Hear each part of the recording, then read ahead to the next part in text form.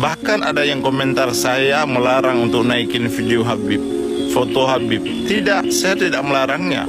Silahkan Anda mau naikin video siapa boleh, mau naikin foto siapa boleh. Tapi yang ingin saya sampaikan, saya melihat di story WA, di story IG, dan di story TikTok dan sebagainya, saya melihat, ya Allah, dengan berkat foto ini, foto Habib, foto Aulia Allah, foto wali ini, ya Allah, bisa dapat mobil. Ini yang jadi masalahnya. Siapa yang menggoreng berita ini?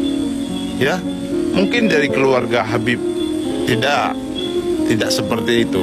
Tapi yang ingin saya luruskan ini bukan Habibnya, bukan permasalahan tentang Habibnya, tapi netizennya ini. Di akhir video saya bilang itu, kita ini banyak-banyak belajar ilmu agama agar jangan salah termakan fitnah. Karena Rasulullah SAW mengatakan, inna baina yadayhi sa'atin ayyaman. Salah satu yaitu tanda perkara-kara ingin dekat dengan kiamat, yarfa'u fiha ilm, diangkatnya ilmu agama. Bukan Allah cabutkan ayat Al-Quran kosong, nggak ada lagi tinta Al-Quran. Bukan, Allah cabutkan pengetahuan tentang ilmu agama.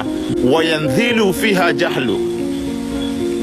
Kebodohan ada di mana-mana. Kebodohan memarak. Jangankan untuk memahami hukum, Fatihah aja Al-Quran tidak bisa baca.